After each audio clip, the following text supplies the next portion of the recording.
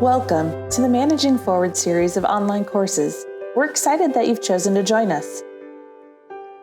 This series of courses is presented by the Henry W. Block School of Management at the University of Missouri, Kansas City, and hosted by the Missouri Small Business Development Centers. The Missouri SBDC serves entrepreneurs like yourself across the state. We are here to help business owners make confident decisions. Our counseling, coaching, and training make it easier for Missouri business owners to reach their potential, whether currently in operation or just starting out. We have the right tools, resources, and expertise to help you accomplish your goals.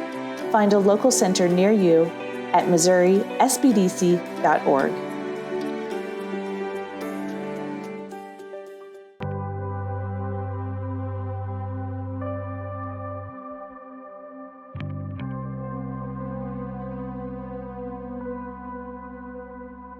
I'm Jeff Hornby. I serve as the director of the Rainier Institute for Entrepreneurship and Innovation and chair of the Entrepreneurship and Management Department at the Block School of Management. And it's my privilege to welcome you to this workshop and to all our workshops that we are providing. And we are glad to be sponsored and supported by the SBA and partnered with the Missouri SBDC and our local SBDC here in Kansas City. Our program today is maintaining continuity and effective management of small businesses in remote environments. I will kick it off, and then Alex Matlock will follow talking about teams, and then Gary O'Bannon will come in and talk about HR issues. We have Jill Hathaway here, who we've partnered with at the UMKC SBDC, and she will be introducing some topics and making some comments along the way. So, our session today, again, building a culture, teams in remote environments, and human resources, especially in the pandemic COVID-19 environment. So in terms of culture, culture is really important in an organization, especially if it's a productive and innovative organization. And it's especially stressful and trying during these pandemic times, when a lot of us are still working remotely and still trying to maintain those work relationships that are so important to satisfy our intrinsic needs for relationships, and also to enhance communication and our effectiveness at work. So we're going to talk about those issues over the next few minutes.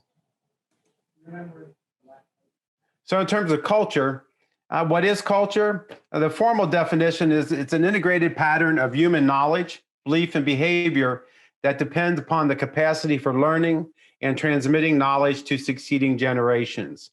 So how do we communicate our values and our knowledge and our belief system throughout our organization in this situation? And a lot of times culture can be top down, but it can from senior management down, but it also permeates back up. And that influences culture as well.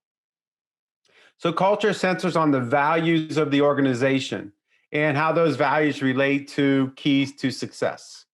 So when you hear value statements like people are the key to our productivity, the customer is always right, we have to satisfy the customer, we focus on quality, those are value statements that should reflect the culture of the organization.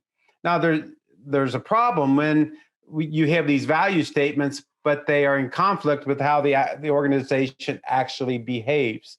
Then you have issues with culture that lead to issues of productivity, issues of satisfaction, and things like that.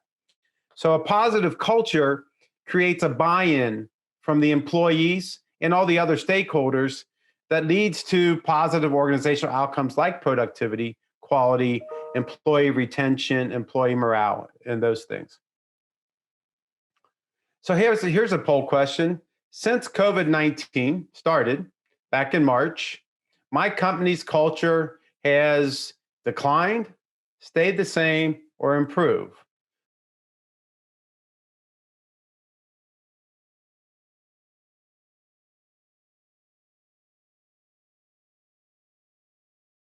I know in our organization, I struggle because as a leader, I like the day-to-day interaction, the impromptu problem solving, and just being able to drop in on people to solve an issue that we can't do right now. We have to schedule a Zoom meeting, make a phone call. And so, and then that also reflects my own personal need for that interpersonal communication to be effective. Uh, but the issue, where 50% say it's improved, the organizations that have been really intentional have really focused on more intense communication. And they've really tried to build that network with their employees. And if you've heard some of the research that's come out about people working from home prior to COVID, a lot of companies were apprehensive about having their employees work from home. They said, we need to have them in-house. They'll be more productive if they're in-house. Well, a lot of the research is showing that employees can be productive, especially professional employees, and people that aren't working on an assembly line or something like that, can be very productive and sometimes more productive when they're working from home. And the negative side of it is they don't know when work stops and when family life or other, their home life begins, and that can be a long-term problem down the road if that's not managed. So some of the ingredients for a strong, positive culture, and I'm taking this from an article from Entrepreneur Magazine, but it's a common types of things that we tend to focus on when we're trying to build a positive organization. You start with a purpose. What do you want to achieve? And it might be especially in these pandemic times, we want to have intense communication. We want to focus on that, even though we're working from home or in separated environments. You need to have a common language. You need to have common values and standards. So people have to be on the same page.